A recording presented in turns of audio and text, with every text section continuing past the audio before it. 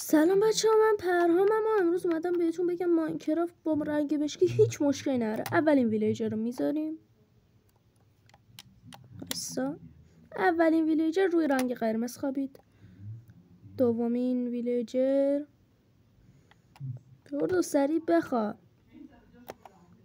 داره فکر میکنه واسه من. بیا تو بخواب. اینا کجا میخوابی؟ بخواب.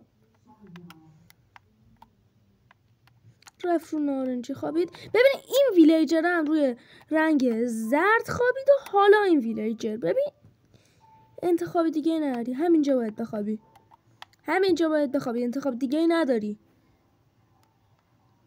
آجی شما نخوابید. بریم سراغ تست بعدی. خب تست بعدی آقا ببین. خب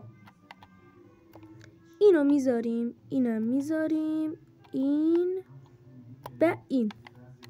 خب اولیش خب درسته،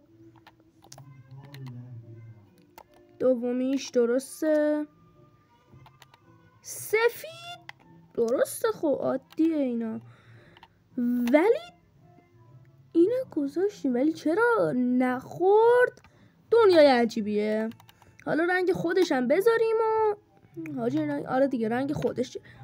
ببینین که اینم خورد ولی اون نخورد. عجیبه، ماینکرافت انگار مشکل داره با رنگ مشکی.